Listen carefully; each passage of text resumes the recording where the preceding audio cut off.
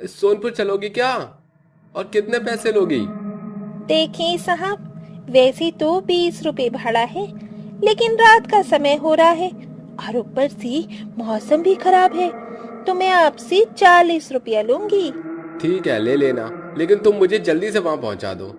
ठीक है साहब, फिर जल्दी से बैठिए। जिसके बाद काव्यांश ई रिक्शा में बैठ जाता है और चुड़ैल सुनसान सड़क पर ई रिक्शा चलाते हुए आगे बढ़ने लगती है। तभी काव्यांश बोलता है, ये मौसम कितना सुहाना होता जा रहा है, ठंडी ठंडी हवाएं चल रही हैं। तभी हवा के झोंके से ई रिक्शा के शीशे पर का लाल कपड़ा उड़ जाता है और उसी वक्त शीशे पर काव्यांश की नजर पड़ती है और शीशे में उसे चुड़ैल का चेहरा दिखता है। चुड़ैल को देखकर काव्यांश बहुत ज्यादा डर जाता है और हिम्मत करके बोलता है, तुम ये ई रिक्शा यहीं रोक दो, मुझे यहीं उतरना है।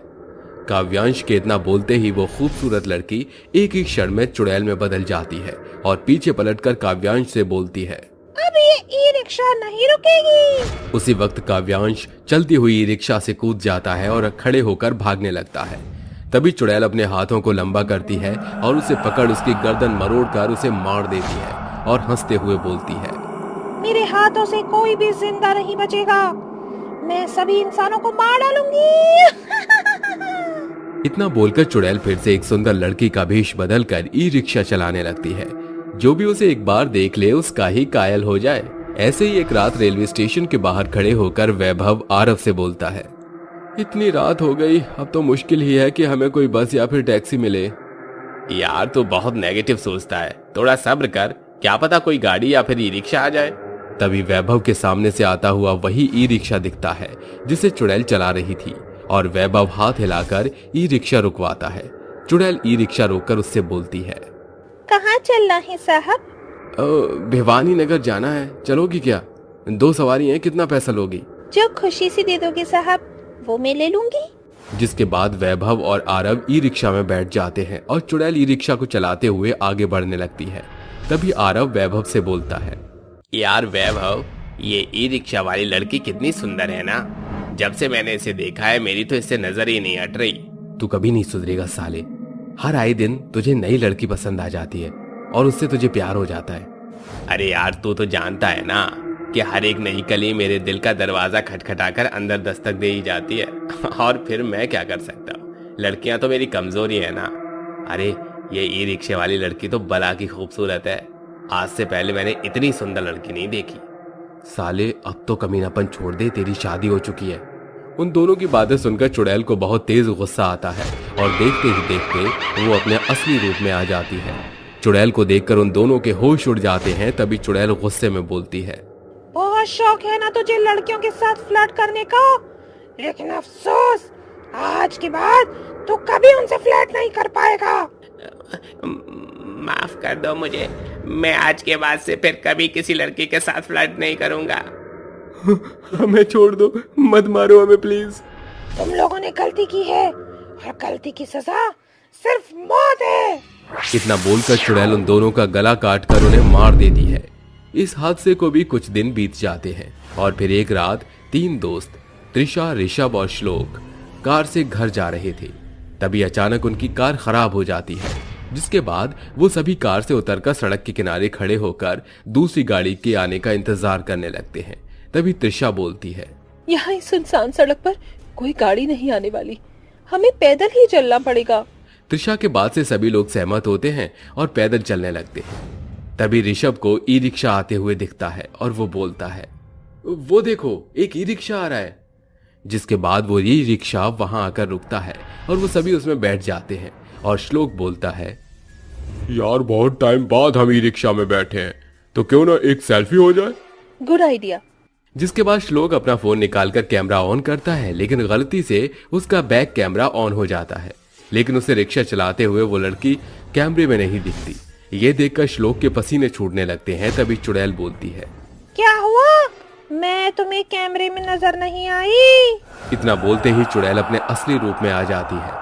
उसके चुड़ैल रूप को देखकर तीनों डर जाते हैं और चुड़ैल बोलती है, अब तुम में से कोई भी जिंदा नहीं बचेगा, मरोगे, सब के सब मरोगे।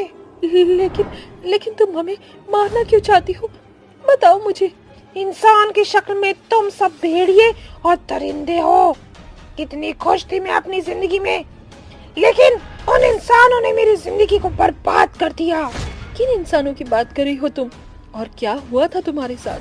तुम जानना चाहती हो तो सुनो। शास्त्री नगर में नैना अपनी माँ सुनीता के साथ रहती थी, जो कि बहुत ही होनहार और समझदार लड़की थी। पिता की मृत्यु के बाद घर की सारी जिम्मेदारी उसके कंधों पर आ गई थी, इसलिए वो दिन में कॉलेज की पढ़ाई करती और रात में ई रिक्शा चलाया करती थी। ऐसे ही एक रात जब नैना अपना ई रिक्शा लेकर काम पर जाने लगती है, तभी उसकी माँ सुनीता बोलती है, बेटी, आज का मौसम बहुत खराब है, कभी भी बारिश शुरू हो सकती है, इसलिए आज काम पर मत जा। मेरी प्यारी माँ, अब तो आप मेरी फिक्र करना बंद कर दो। अब मैं बड़ी हो गई हूँ ना, और अपना ख्याल खुद रख सकती हूँ। और आप ही बताइए, अगर मैं काम पर नहीं गई तो हमारा घर कैसे चलेगा? तो अब आप आराम से जाकर घर में सो जाइए, मैं जल्दी आ जाऊंगी। इतना बोलकर नैना ई रिक्शा चलाते हुए सवारी की तलाश में निकल पड़ती है। तभी उसे बहुत सारी सवारी मिलती हैं और वो उन सबको उनके स्थान पर पहुंचाकर घर लौटने लगती है। उसी वक्त आसमान में तेज बिजली कड़कती है और बारिश शुरू हो जाती है। बारिश को देखकर नैना बोलती है, मुझे ई रिक्शा को तेज चलाकर जल्द से जल्द घर पहुंचना होगा। जिसके बाद नैना और भी स्पीड से रिक्शा चलाने लगती है। तभी दो लड़के राहुल और रवि, जो कि नशे में धुत थे, नैना का ई रिक्शा रुकवाकर उससे कहते हैं, लड़की, रिक्शा खाली है क्या? हमें अपने घर जाना है। खाली तो है साहब, लेकिन मैं नहीं जा सकती क्योंकि मैं अपने घर जा रही हूँ। ऐसे कैसे नहीं लेकर जाएगी तू हमें, मैं देखता हूँ। इतना बोलकर रवि नैना का हाथ पकड़कर उसके साथ बदतमीजी करने लगता है। तभी नैना बोलती है, छोड़ दो मुझे, मैं तुम्हारे आगे हाथ जोड़ती हूँ, मुझे मेरे घर जाने दो। घर पर मेरी माँ मेरा इंतजार कर रही होगी। अरे तूने मना करके बहुत बड़ी गलती की है, इसलिए हम तुझे कहीं का नहीं छोड़ेंगे। जिसके बाद वो दोनों उसके साथ गलत करते हैं और उसे मारकर उसी सड़क के किनारे दफना देते हैं।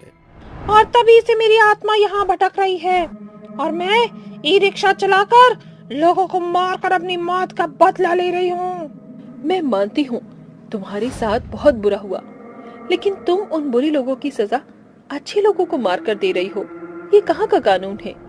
अब तुम यहाँ से चली जाओ ताकि तुम फिर से एक नया जन्म ले सको और अपनी जिंदगी की एक नए सिरे से शुरुआत कर सको। त्रिशा की बात सुनकर चुड़ैल को एहसास होता है कि उसने अब तक जो भी किया वो गलत था। अब उसे दुनिया से मुक्ति ले लेनी चाहिए। इतना सोचकर चुड़ैल बोलती है, शायद तुम सही कहती हो। मैं अपने बदले की भावना में आकर बहुत से बेगुनाह लोगों को मार डाल चुकी हूँ, लेकिन अब मैं यहाँ किसी को नहीं मारूंगी और यहाँ से हमेशा हमेशा के लिए जा रही हूँ। रात के समय जंगल में एक पेड़ के ऊपर बैठा हुआ एक बच्चे से बात कर रहा था, जिसका नाम ढोलू था। ढोलू, तुम्हारी माँ कहाँ है और तुम यहाँ इस जंगल में अकेले क्या कर रहे हो? नहीं, ये जंगल ही मेरा घर है और मेरा परिवार, मैं यहीं रहता हूँ। अच्छा, तो ये बात है, ठीक है, तुम मेरे साथ खेलना चाहोगे? गप्पू के पूछने पर ढोलू की आंखों में आंसू आ जाते हैं और वह गप्पू के साथ खेलने लगता है। जिसके बाद रात ज्यादा होने की वजह से गप्पू वापस अपने घर चला जाता है और ढोलू उसी पेड़ पर सो जाता है। अगले दिन जब ढोलू गप्पू को ढूंढता हुआ गांव में पहुंचता है तो वहां उसे कुछ बच्चे खेलते हुए नजर आते हैं, जिन्हें देखकर उसे भी उनके साथ खेलने का मन होता है और वह उनके पास जाकर कहता है, तुम लोग बहुत अच्छा कर रहे हो, मेरा भी तुम लोगों के साथ खेलने का मन कर रहा है, क्यों ना हम सब मिलकर एक साथ खेलें? गांव के सभी बच्चे ढोलू को देखकर उसका मजाक उड़ाने लगते हैं, जिसके बाद ढोलू को बहुत गुस्सा आता है और उसकी आंखें लाल हो जाती हैं और वो वहां से भागता हुआ जंगल में चला जाता है। जंगल में पहुंचते पहुंचते वो एक भयानक भूतिया बच्चा बन चुका था। नहीं छोड़ूंगा, किसी को भी नहीं छोड़ूंगा, सबको मारूंगा जो मेरे साथ नहीं खेलेगा, मैं उसे जिंदा नहीं छोड़ूंगा। वह भूतिया बच्चा जितना मासूम उतना ही खतरनाक था और जैसे ही वह मौका देखता है वो वहां से एक एक बच्चे को पकड़कर जंगल की तरफ खींचता हुआ ले जाता है और उसे अपनी नुकीली दांतों से काटकर मार देता। ऐसे ही धीरे धीरे उसने कई सारे बच्चों को मार दिया, जिसके बाद वह उसी पेड़ पर जाकर बैठ गया। तभी जंगल की तरफ गप्पू एक थाली में खाना लिए आ रहा था। जैसे ही उस भूतिया बच्चे की नजर गप्पू के ऊपर पड़ती है, वैसे ही वह इंसानी बच्चा बन जाता है। अरे कैसे हो तुम? मैं तुम्हें ही ढूंढ रहा था। देखो, मैं तुम्हारे लिए मेरी माँ के हाथ का बना हुआ खाना लेकर आया हूँ, चलो इसे खा लो। ढोलू गप्पू के हाथ में खाना देखकर अचंभित रह जाता है, जिसके बाद वह रोते हुए गप्पू से कहता है, गप्पू तुम मेरे बहुत अच्छे दोस्त हो, तुम्हारा ये एहसान मैं कभी भी नहीं भूल पाऊंगा। ये कहकर वह खाना खाने लगता है, जिसके बाद गप्पू ढोलू के साथ पूरा दिन आराम से खेलता है। अब ढोलू गप्पू से बहुत ज्यादा प्यार करने लगता है। जैसे ही रात होती है, गप्पू ढोलू से कहता है, देखो रात हो गई है, अब मुझे यहाँ से चलना चाहिए, मेरी माँ मेरा इंतजार कर रही होगी। गप्पू के जाने की बात सुनकर ढोलू बहुत उदास हो जाता है और चुपचाप बैठ जाता है, जिसके बाद गप्पू से ढोलू का ऐसा चेहरा देखा नहीं जाता और वो उससे कहता है, अरे यार तुम उदास क्यों हो रहे हो? मैं हूं ना यार, चलो तुम मेरे साथ मेरे घर चलो, मैं अपनी माँ से तुम्हारे रहने का अपने घर में इंतजाम करवा दूंगा, फिर हम दोनों बहुत खेला करेंगे। गप्पू की बात सुनकर ढोलू बहुत खुश होता है और खुशी के मारे झूमने लगता है, जिसके बाद गप्पू ढोलू को अपने साथ अपने घर ले जाता है और अपनी माँ से उसके लिए बात कर लेता है। माँ, ये मेरा दोस्त है ढोलू, इसका इस दुनिया में कोई भी नहीं है। ढोलू इतना मासूम था कि कोई भी उसकी मासूमियत पर शक ना करता, लेकिन उसके अंदर शैतानी भूत की कोई कल्पना भी नहीं कर सकता था। उस समय सावित्री ढोलू और गप्पू को खाना खिलाती है, जिसके बाद वो दोनों जाकर सो जाते हैं। अगले दिन गप्पू ढोलू के साथ खेलने गार्डन चला जाता है। वहां पर गप्पू से बड़ी उम्र के बच्चे गप्पू को अचानक से परेशान करने लगते हैं। ये सब ढोलू से देखा नहीं जाता, जिसके बाद उसकी आंखें लाल होने लगती हैं। ढोलू समझ गया था कि अब वे अपने भूतिया रूप में आने वाला है, जिसके बाद वह तुरंत वहां से भाग जाता है और भागकर जंगल में पहुंच जाता है। तभी वह एक बहुत ही खूंखार नौजवान बन जाता है। मेरे गप्पू को मारा, मेरे गप्पू को मारा, मैं किसी को नहीं छोड़ूंगा, सबको मार दूंगा, कोई गप्पू को हाथ नहीं लगा सकता। तभी गप्पू भी ढोलू को ढूंढता हुआ जंगल में पहुंच जाता है। जैसे ही ढोलू को गप्पू के आने का एहसास होता है, वो वापस से अपने इंसानी रूप में आ जाता है, ताकि गप्पू उसके भूतिया रूप को देखकर उससे डर के ना भागे। अरे ढोलू, तुम अचानक से मुझे वहाँ छोड़कर यहाँ जंगल में क्यों आ गए? मैं तो तुम्हें अपने सभी दोस्तों से मिल पाना चाहता था, लेकिन वो बड़े लड़के हमेशा की तरह मुझे परेशान करने लगे। चिंता मत करो गप्पू, आज के बाद वो बड़े लड़के तुम्हें कभी भी परेशान नहीं करेंगे। चलो अब घर चलते हैं।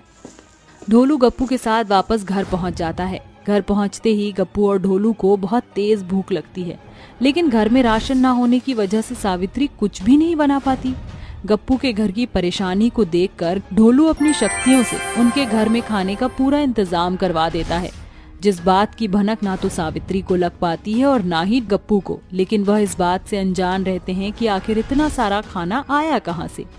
ऐसे ही धीरे धीरे रात हो जाती है और रात होते ही गप्पू सो जाता है।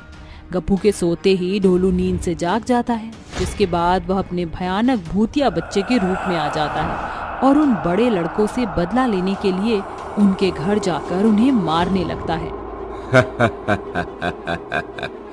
नहीं छोड़ूंगा, उन लड़कों को नहीं छोड़ूंगा जिसने मेरे दोस्त गप्पू को परेशान किया। बच्चा एक एक करके उन दोनों के घर जाता है और उन्हें मार कर आ जाता है। अगले दिन जैसे ही गप्पू सोकर उठता है तो उसकी नजर दोनों के ऊपर पड़ती है। ढोलू का मुंह पूरा लाल खून से सना होता है, लेकिन गप्पू ये देखकर नजरअंदाज कर देता है। तभी सावित्री भी ढोलू के मुंह की तरफ देख लेती है, जिसके बाद उसे ये समझते देर नहीं लगती कि ढोलू के मुंह पर जो लाल रंग लगा है वह खून है।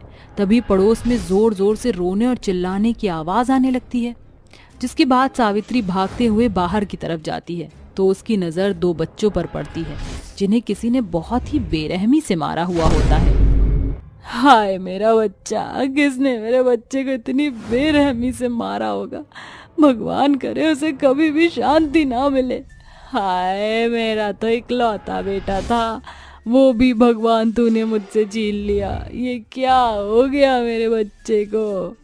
ये सब देखकर सावित्री समझ जाती है कि ढोलू कोई मामूली बच्चा नहीं। जिसके बाद सावित्री इस बात का पता लगाने अपने गांव के तांत्रिक बाबा के पास जाती है और उनसे कहती है, बाबा हमारे घर में एक अनजान बच्चा रह रहा है और मुझे उसके ऊपर बहुत शक है। ऐसा लग रहा है जैसे गांव में बच्चों की मौत का कारण वही बच्चा है। मैं सब समझ रहा हूँ। अब मैं जैसा कहता हूँ तुम बस वैसा ही करो। तांत्रिक के कहने पर सावित्री बिल्कुल वैसा ही करती है जैसा तांत्रिक उसे करने के लिए कहता है। सावित्री ढोलू के सोने पर उसके चारों कोने पर एक एक नींबू रख देती है। आधी रात होते ही तांत्रिक बाबा उनके घर पहुंच जाते हैं, जिसके बाद तांत्रिक मंत्र पढ़ता है और ढोलू अपनी असली भूतिया रूप में आ जाता है। तो पागल हो गया है क्या तांत्रिक? ये तू क्या कर रहा है? अगर तूने मुझे गप्पू से अलग करने की कोशिश भी की तो मैं तुझे जान से मार दूंगा। तू गप्पू के पीछे क्यों पड़ा है? उसे छोड़ दे, नहीं तो इसका अंजाम बहुत बुरा होगा। गप्पू मेरा दोस्त है और मैं उसे नहीं छोड़ूंगा। मैं गप्पू को अपने साथ लेकर जाऊंगा। वो मेरा दोस्त है और हमेशा मेरे साथ ही रहेगा। ये सब सुनकर गप्पू बहुत डर जाता है। वहीं दूसरी तरफ तांत्रिक के कई बार समझाने के बाद भी भूतिया बच्चा उसकी एक नहीं सुनता, जिसके बाद तांत्रिक बाबा एक अग्नि जलाते हैं और उसके अंदर मंत्र का जाप करते हुए अपनी भभूति फेंक देते हैं। ऐसा करने से वह भूतिया बच्चा बहुत कमजोर पड़ जाता है और उसे इस तरह कमजोर देख गप्पू रोते हुए उससे कहता है, मैं तुम्हारे आगे हाथ जोड़ता हूँ, तुम हम लोगों को छोड़कर चले जाओ। तुम हमारे साथ नहीं रह सकते। तुम मर चुके हो और मैं जिंदा हूँ। मुझे माफ कर दो, लेकिन अब मैं तुम्हारे साथ और नहीं रह सकता। अगर तुम मेरी दोस्ती निभाना चाहते हो तो यहाँ से हमेशा हमेशा के लिए चले जाओ। गप्पू की ये बात सुनकर वो भूतिया बच्चा पहले की तरह नॉर्मल बन जाता है, जिसके बाद उसकी आंखों से आंसू आ जाते हैं और वह गप्पू को छोड़कर हमेशा हमेशा के लिए वहां से चला जाता है। और उसके जाने के बाद गप्पू बहुत उदास होता है, लेकिन धीरे धीरे वह अपने लिए नए दोस्त बना लेता है। ये कहानी यक्षिणी, एक ऐसी चुड़ैल की है जो अपने छलावे से लोगों को बेवकूफ बनाती है और अपने मकसद के लिए कुछ भी कर सकती है। ये कहानी यक्षिणी और उसके पूर्णिमा की रात की दिलचस्प डरावनी कहानी है। और जानने के लिए कहानी में आगे बढ़ते हैं। जंगल के बीचों बीच हाथ में हड्डियों को लिए मंत्र पढ़ते हुए यक्षिणी एक विधि कर रही थी और यज्ञ में जोर से भस्म डालते हुए कहती है, ओम ह्रीं क्लीं चामुंडाय विच्चे नमः स्वाहा फट स्वाहा। आ गई वो चांदनी रात, आ गई जिसे मैं काली रात में तब्दील कर दूंगी। किसी को नहीं छोड़ूंगी, मार डालूंगी, अपने मकसद को पूरा करके ही रहूंगी। ऐसा बोलते ही वो चुड़ैल उड़ते हुए गांव में पहुंच जाती है और एक आदमी को उठाकर ले जाती है, जहां वो अपनी काली तंत्र विद्याओं के मंत्र पढ़ते हुए अपने हाथ में एक तेज धार वाली तनी तलवार को ले लेती है और एकदम से उस जिंदा आदमी को मार डालती है और हंसते हुए वो कहती है, अब मैं अपने मकसद के और करीब पहुंचने वाली हूँ। बस 4 पूर्णिमा की रातें और उसके बाद मेरी 100 बलियां पूरी हो जाएंगी। उस इंसान को मारने के बाद यक्षिणी अपना श्रृंगार करती है और खुद को दर्पण में देखकर कहती है, वाह वाह वाह, मैं कितनी सुंदर लग रही हूँ। हाय, ये मेरा रूप निखरता हुआ, इस पर तो मैं फिदा हूँ। अब बस अगले महीने में मैं एक और की बलि दे दूंगी। एक महीना बीत जाता है। फिर से चुड़ैल की पूर्णिमा की रात आती है। उस रात यक्षिणी चुड़ैल तंत्र मंत्र पढ़ रही थी। वहीं दूसरी तरफ गांव में अंधेरा सा छा जाता है। ये देखकर गांव वाले लोग कहते हैं, अरे ये क्या, यक्षिणी चुड़ैल फिर से आ गई। उसका प्रकोप फिर से होने वाला है। सब भाग जाओ, वरना तो इस बार किसी को बलि देकर अपने मकसद को वो अपना पूरा करेगी। हाँ हाँ, भाग जाओ, यक्षिणी किसी को नहीं छोड़ेगी। वो चुड़ैल हमेशा से ही बलि लेती हुई आई है और इस बार भी लेकर रहेगी। जब भी पूर्णिमा की रात अचानक से काली रात में बदल जाती है तो उस चुड़ैल के आने का संकेत देती है। चारों तरफ लोग डर कर भाग रहे थे। इतने में चुड़ैल उड़ते हुए आती है और अब लोगों की गर्दन को दबोच कर मार डालती है। बलि का बकरा तो ढूंढ लूंगी, लेकिन पहले कुछ पेट पूजा तो कर लूं। बहुत दिनों से मैंने किसी का ताजा खून नहीं पिया। ये बोलते ही चुड़ैल दो आदमियों को पकड़कर मार देती है, फिर उनका खून पीकर आहें भरती है। इसके बाद वो एक औरत की तरफ आती है और उसके बाल पकड़कर घसीटती है। तभी चिल्लाते हुए वो औरत कहती है, छोड़ मुझे, छोड़ दे, जाने दे मुझे, मुझे दर्द हो रहा है, छोड़ दे यक्षिणी, आखिर तू भी एक औरत है, थोड़ा तो रहम खा।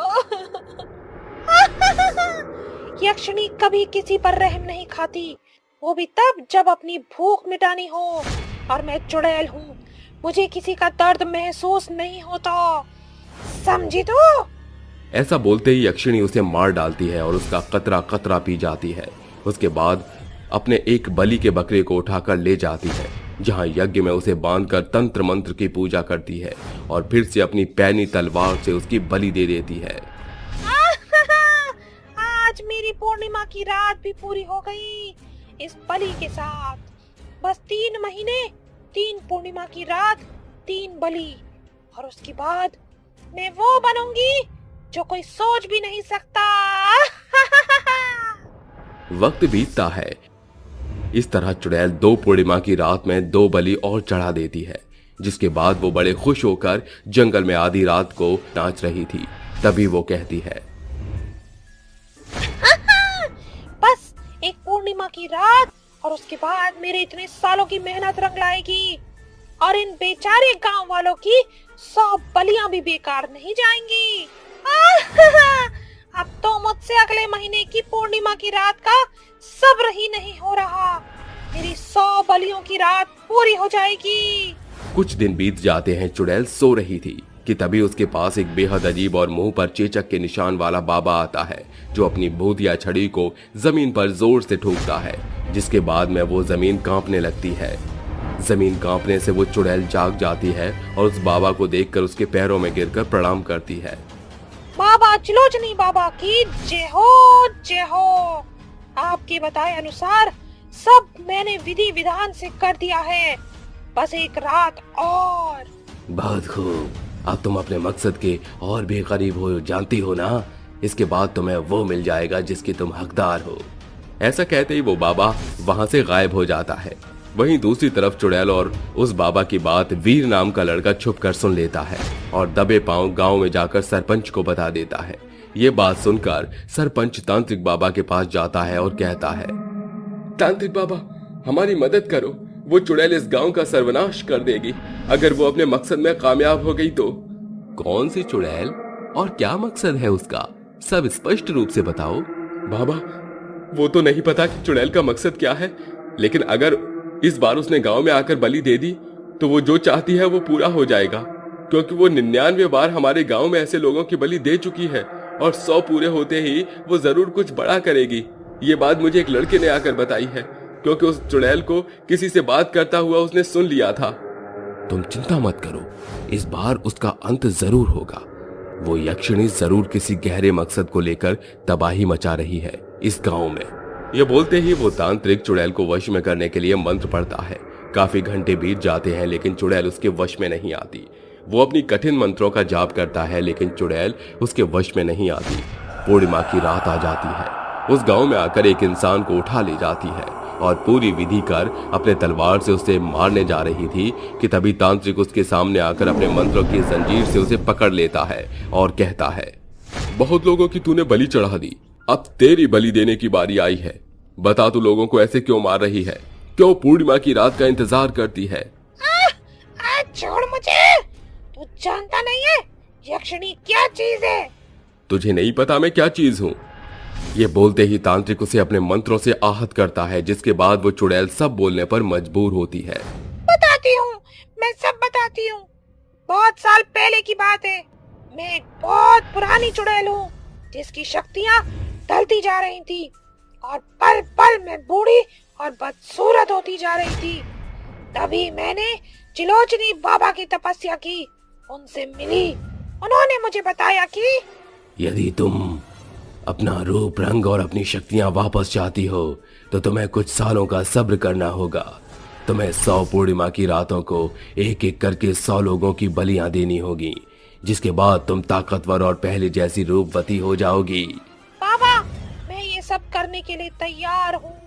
उस बाबा की वो बात मान लेती है। वो चुड़ैल जैसे जैसे एक एक की बलि देती जाती है, उतनी ही खूबसूरती चेहरे की उसकी वापस लौटती जाती है।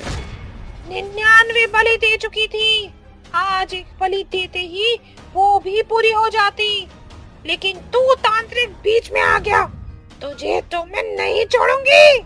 मैंने बोला था ना, बलि तेरी दी जाएगी, बचेगी तू नहीं। अब देख तेरी मौत कैसे होती है। ऐसा कहते ही वो तांत्रिक 3 त्रिशूल से एक साथ वार कर चुड़ैल को मार देता है, जिसके बाद वो जलकर तड़प कर मर जाती है। भूतिया किताब। Listen to me all students, please शांति बनाए रखें। रात से पहले हम सभी को घर पहुंचना है। टूर पर घूमने गए सभी स्टूडेंट्स घर वापस लौट रहे थे। बस तेजी के साथ शाम के अंधियारे में तेजी से आगे बढ़ रही थी। तभी अचानक एक सुनसान भयंकर जंगल के पास बस झटके से रुक जाती है और कॉलेज का प्रिंसिपल कहता है, क्या हुआ ड्राइवर, बस क्यों रोक दी? सर, लगता है इंजन में तकनीकी खराबी आ गई है। सड़क एकदम सुनसान वीरान थी। जंगल के घने पेड़ आंधी तूफान की तरह लहराते हुए साए साए की आवाज कर रहे थे। साथ ही चमगादड़ों की टोली आसमान में उड़ते हुए शोर मचाते हुए और भी ज्यादा खौफ पैदा कर रहे थे। दूर दराज तक कोई आता दिखाई नहीं दे रहा था। फिर प्रिंसिपल कहते हैं, एक मैकेनिक ढूंढने में इतनी देर क्यों हो रही है? रात होने को आ गई। मुझे नहीं लगता सर कि इस भूतिया रास्ते से कोई इंसान आता जाता होगा। कितना भयानक लग रहा है ये सड़क और ये जंगल। काफी देर राह देखने के बाद भी वहाँ कोई नहीं आता। तभी एक डरावनी औरत न जाने कहां से उनके सामने आकर कहती है, लगता है आप भी मुसाफिर हैं। हमारी बस खराब हो गई है। सरकार ने इस रास्ते को बंद कर दिया है, इसीलिए यहाँ कोई आता नहीं। और तूफानी रात में तो किसी के आने की उम्मीद लगाना बेकार है। यहाँ पर एक रास्ता है। वो क्या है? यहाँ पास में एक पुरानी हवेली है। आप सभी चाहें तो आज की रात वहाँ रुक सकते हैं। इस डरावनी सड़क पर रुकने से अच्छा हमें इनके साथ चलना चाहिए, क्योंकि मौसम भी काफी खराब है। सभी उस औरत के साथ हवेली आ जाते हैं। हवेली का बिगड़ा हाल देखकर कहते हैं, ओह गॉड, कितना डस्ट और जाला है यहाँ। क्या आप सचमुच यही रहती हैं? ऐसा लग रहा है जैसे यहाँ बरसों से कोई आया नहीं गया नहीं। But it's fantastic. लगता है एक वक्त में ये हवेली फेमस लाइब्रेरी या कॉलेज हुआ करती थी। जी हाँ, कुछ बरस पहले यहाँ पर एक मशहूर कॉलेज और पुस्तकालय संग्रह हुआ करता था। हमें यहाँ की हिस्ट्री से कोई लेना देना नहीं, हमें सिर्फ आज की रात यहाँ काटनी है। टीचर संगीता को उस औरत की बातें और रूप अटपटी जान पड़ने पर हिचकते हुए कहती है, प्रिंसिपल सर, जाने क्यों मुझे ये जगह या और ये औरत कुछ ठीक नहीं लग रही। हमें यहाँ से चलना चाहिए। तो क्या इतनी रात को यहाँ से निकलकर हम उस सुनसान सड़क पर भटकेंगे मिस संहिता? आज हम यहीं रुकेंगे, इट्स माय ऑर्डर। थोड़ी देर में सभी गहरी नींद में सो जाते हैं, पर शिमोना आधी रात तक जाग रही होती है कि खिड़कियों की खटर पटर से उसकी नजर एक किताब पर पड़ती है जो काफी पुरानी होती है। फिर एक किताब से अट्रैक्ट होकर वो उस किताब को उठाकर कहती है, वाओ, ये बुक तो बहुत ओल्ड और हिस्टोरिकल जान पड़ती है। सिमोना हड़बड़ी के साथ किताब पढ़ने की लालसा में जैसे किताब का पहला पन्ना खोलती है तो उस पर लिखा होता है, किताब पढ़ना मना है। How funny thoughts. अब तो मैं इस किताब को जरूर पढ़ूंगी। जैसे ही वो उसको पढ़ती है, किताब के अंदर से एक बेहद डरावनी आवाज शिमोना के कानों में पड़ती है और 2 हाथ बाहर निकलते हैं, जिसे देख खौफ के मारे किताब उसके हाथ से छूटकर जमीन पर गिर जाती है। फिर भूतिया किताब के अंदर से 2 हाथ बाहर निकलकर उसे किताब के अंदर खींच लेते हैं और थोड़ी देर बाद किताब के पन्ने बंद हो जाते हैं। फिर रोमिल की आंख खुलती है तो वो शिमोना को गायब देखकर कहता है, ये शिमोना कहाँ चली गई? कहीं भी शांत नहीं रहती। फिर रोमिल की नजर भी उस भूतिया किताब पर पड़ती है, जिसके पन्ने खुलते ही अंदर से एक आवाज आती है, आ जाओ रोमिल, मेरे पास आओ। ये भयानक आवाज तो इस किताब से आ रही है। रोमिल आकर्षित होकर जैसे ही किताब के पास आता है, फिर से भूतिया किताब से आवाज आती है, मुझे पता है तू इस समय किससे बात कर रहा है? तू बात कर रहा है एक नरभक्षी चुड़ैल से। अचानक किताब के अंदर से एक बड़ी भयानक चुड़ैल बाहर निकलकर रोमिल की गर्दन पकड़कर किताब के अंदर समा जाती है। तभी भूतिया किताब बंद हो जाती है, पर ऐसा होते हुए टीचर संगीता देख लेती है और डर के मारे हुए उसके जुबान से तेज चीख निकल पड़ती है। आ! चुड़ैल, मुझे अभी जाकर प्रिंसिपल सर और बच्चों को इस भूतिया किताब के बारे में बताना होगा।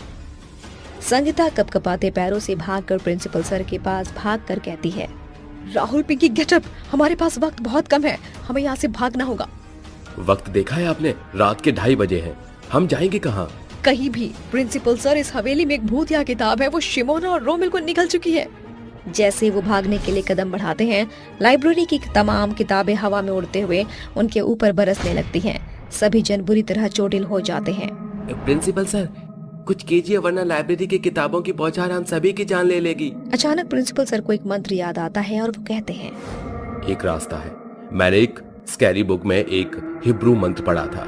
वहाँ लिखा था कि इस होली मंत्र के उच्चारण से हर शैतानी शक्ति अपना अस्तित्व बताने पर मजबूर हो जाती है। हमको एक दूसरे का हाथ पकड़कर ये मंत्र सर्कल में बैठकर दोहराना है, और याद रहे हमें हाथ नहीं छोड़ना। सभी सर्कल बनाकर लाइब्रेरी के टेबल पर बैठकर मजबूती से एक दूसरे का हाथ पकड़कर मंत्र दोहराते हुए कहते हैं, Inferato Espirisit, Consigrato Unmeritus, Inferato Espirisit, Consigrato Unmeritus। सभी एक साथ मिलकर मंत्र को दोहराते हैं कि चुड़ैल भूतिया किताब से बाहर निकलती है और लाइब्रेरी की लाइट जलने बुझने लगती है और चुड़ैल सर्कल के चारों तरफ उड़ते हुए चक्कर लगाकर कहती है, बंद करो इन मंत्रों को जपना। मैंने कहा रोको, इस मंत्र को तुम ऐसे नहीं मानोगे तो तुम्हारे ये 2 कौड़ी के मंत्र मेरा कुछ नहीं बिगाड़ सकते।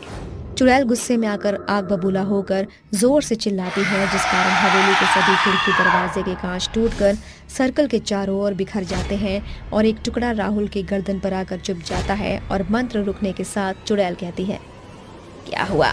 तुम्हारे मंत्रों के उच्चारण रुके ही क्यों? हाँ, रुकते ही एक तार टूट गई, मंत्र अधूरा रह गया। अब मैं तुम सबको मारकर तुम्हारी आत्माओं को अपने भूतिया किताब में हमेशा के लिए कैद कर लूंगी। पर तुम्हें लोगों को मारकर क्या मिलता है? मजा आता है, सुकून मिलता है। लगता है तुम्हारी नजरें किसी को खोज रही हैं। वो औरत कहाँ गई जो हमें यहाँ लेकर आई थी? लगता है तुम शायद इसे ढूंढ रही हो। इसका मतलब वो औरत तुम ही थी? हाँ, चुड़ैल होना कोई भी रूप ले सकती हो। छलावा करना तो मेरी पुरानी आदत है। आखिर तुम इस किताब में कैद हुई कैसे? पहली बार ये बात किसी ने पूछी है। सुनो, हवेली के आकार के ढांचे का बना ये लाइब्रेरी एक वक्त में कॉलेज हुआ करता था। कॉलेज में पढ़ने वाली अहाना को किताबों का बहुत शौक था। वो घंटों लाइब्रेरी में बैठकर रहस्यमय किताबों को पढ़ा करती थी, जिस कारण उसने अपनी पढ़ाई पर ध्यान लगाना ही बंद कर दिया, जिसे देखकर कॉलेज प्रिंसिपल कहते हैं, तुमसे इसकी उम्मीद नहीं थी अहाना। तुम तो इस कॉलेज की सबसे होनहार स्टूडेंट थी। तुम्हें पता भी है तुम फाइनल एग्जाम में फेल हो चुकी हो। पासिंग मार्क्स भी नहीं ला सकी तुम। ये जानकर अहाना के पैरों तले जमीन खिसक जाती है और वो देर रात लाइब्रेरी के बेंच पर बैठकर आंसू बहाती है और कहती है, इन किताबों ने मेरा भविष्य उज्जवल होने से पहले ही मिट्टी में मिला दिया। अब मुझे जीने का कोई हक नहीं। किताब पर सर रखकर अहाना हमेशा के लिए आंखें बंद कर लेती है, जिस कारण उसकी आत्मा उस किताब के अंदर ही कैद हो जाती है और कॉलेज के सभी स्टूडेंट्स को मारने लगती है, जिस कारण उस कॉलेज पर हमेशा के लिए ताला लग जाता है। मेरी अधूरी दास्तान पूरी हो गई, अभी तुम्हें मरना भी तो है। चुड़ैल चारों ओर तूफानी बवंडर मचाने लगती है। तभी प्रिंसिपल की आत्मा आकर कहती है, अगर तुम इस चुड़ैल से बचना चाहते हो तो इस भूतिया किताब को जला दो। सुबह के 4 बजते ही पहर बदल जाएगा। उस समय ये एकदम कमजोर होती है। फिर प्रिंसिपल की आत्मा गायब हो जाती है और घड़ी की आवाज बजते ही उसकी नजर घड़ी पर पड़ती है। 4 बज गए, हमें इस किताब को जलाना होगा। फिर वो आग जलाकर भूतिया किताब के सभी पन्ने फाड़कर उन्हें भस्म करते हैं और आग की लपटों से कंकाल की परछाई बाहर निकलकर फूट पड़ती है। तभी चुड़ैल गायब हो जाती है। इसी के साथ भूतिया किताब का है किस्सा हमेशा के लिए समाप्त हो जाता है। कच्चे आम की भूखी चुड़ैल। मेरे साथ ही ऐसा क्यों होता है? पहले मैं आम के लिए तरसती रहती थी क्योंकि मैं गरीब थी, और जब मरने के बाद मेरे हिस्से में आम का पेड़ आया तो उस पर भी आम के फल नहीं उगते।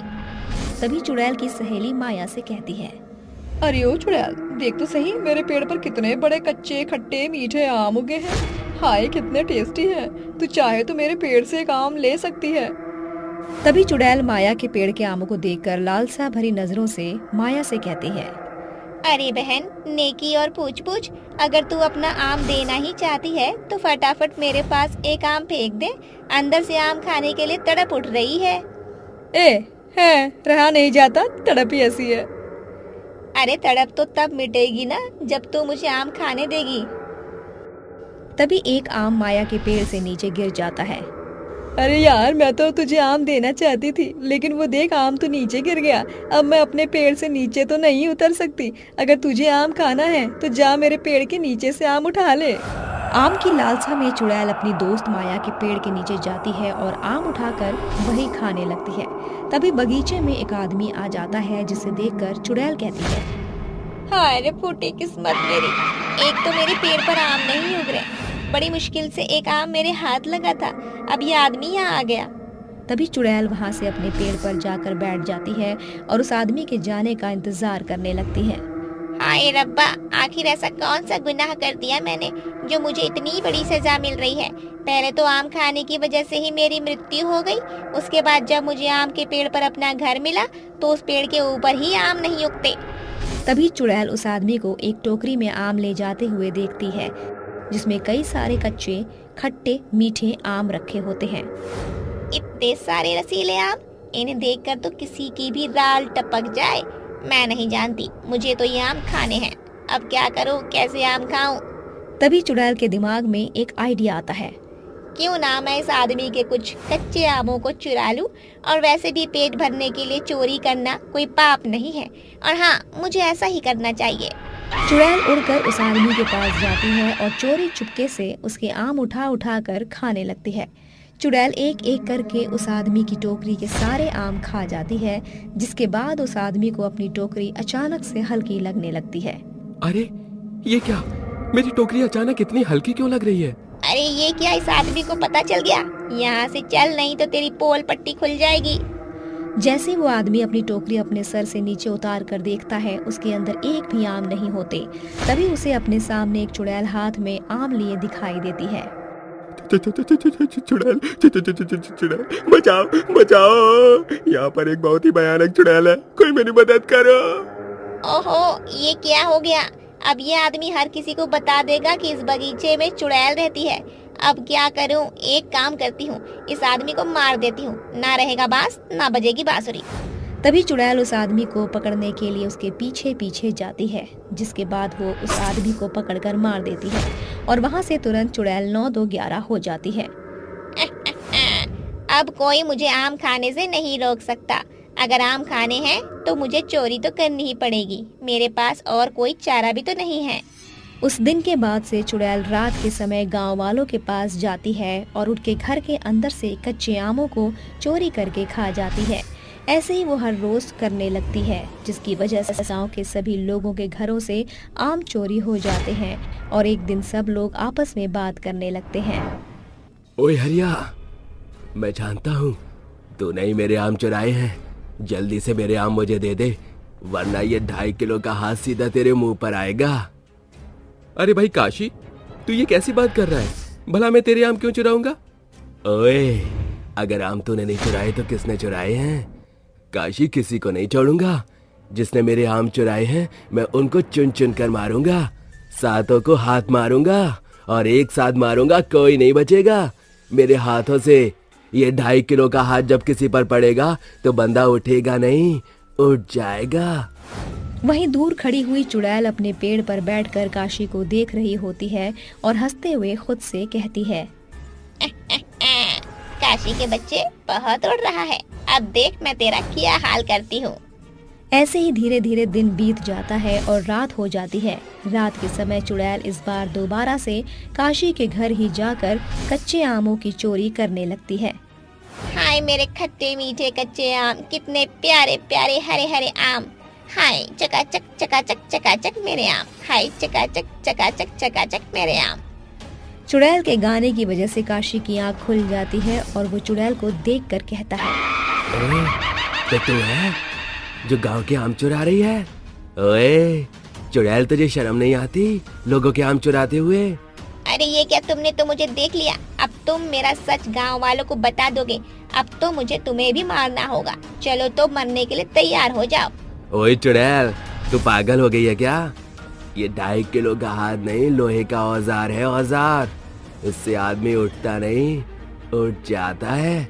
और देख कैसे मजा चखाता हूँ मैं तुझे। काशी चुड़ैल के मुंह पर अपने 2.5 किलो का हाथ मार देता है, जिसकी वजह से चुड़ैल बहुत दूर जाकर गिरती है और बहुत ज्यादा गुस्से में आ जाती है। तेरी इतनी हिम्मत, तूने मुझ पर हाथ उठाया? रुक, तुझे मैं अभी बताती हूँ। तभी चुड़ैल अपनी शक्तियों के कारण काशी के ऊपर वार करने वाली होती है, लेकिन काशी ने अपने गले में हनुमान जी का लॉकेट पहन रखा था, जिसकी वजह से उसकी सभी शक्तियां लॉकेट के सामने हार जाती हैं और काशी चुड़ैल के बालों को पकड़ता हुआ अपने घर से बाहर घसीटते हुए ले आता है। गाँव वालों, ये देखो, मैंने इस कच्ची आमों की भूखी चुड़ैल को पकड़ लिया है। ये आम की भूखी चुड़ैल हमारे गांव के सभी लोगों के घरों में आम की चोरी करती है और उन्हें खा जाती है। इसी की वजह से हमारा धंधा भी चौपट हो गया है। अरे मुझे तो इस चुड़ैल को देखकर बहुत डर लग रहा है। काशी भैया संभल कर रहना, नहीं तो पता नहीं ये चुड़ैल तुम्हारा क्या करेगी। जब तक मेरा 2.5 किलो का हाथ मेरे साथ है, कोई मेरा कुछ नहीं बिगाड़ सकता। छोड़ दो, मुझे छोड़ दो। मुझसे गलती हो गई, अब मैं ऐसा दोबारा नहीं करूंगी। मुझे रोज आम खाने की भूख लगती थी, इसलिए मैं तुम लोगों के आम चोरी करती थी। मैं एक आम की पेड़ की चुड़ैल हूँ, लेकिन मेरे आम के पेड़ के ऊपर आम नहीं आते। अब भला मेरे पास और कोई चारा भी तो नहीं है। चुड़ैल, अपने आम की भूख मिटाने के लिए तूने हमें कितने दिनों से भूखा मार दिया। तेरी वजह से गांव का एक भी आदमी आम का बिजनेस नहीं कर पा रहा है। अब तू बता, सीधी तरीके से यहाँ जाती है या फिर तेरी आम की भूख हमेशा हमेशा के लिए मिटा दूं? नहीं नहीं, मुझे छोड़ दो। मैं तुम्हारे आगे हाथ जोड़ती हूँ। आइंदा कभी भी अपनी आम की भूख मिटाने इस गांव में नहीं आऊंगी। चल चुड़ैल, तुझे तेरी जगह पर छोड़ देता हूँ। काशी चुड़ैल के बालों को पकड़ के उसे जोर जोर से हवा में घुमाता है और गोल गोल घुमाकर उसे आम के बगीचे में फेंक देता है, जिसके बाद वो चुड़ैल सीधे अपने पेड़ पर आकर रुकती है और उस पेड़ से कभी भी नीचे कदम नहीं रखती। कुछ ही समय बाद चुड़ैल के पेड़ पर आम उगने शुरू हो जाते हैं और वो अब अपने आम के पेड़ से आम तोड़कर अपनी भूख मिटाने लगती है। भूख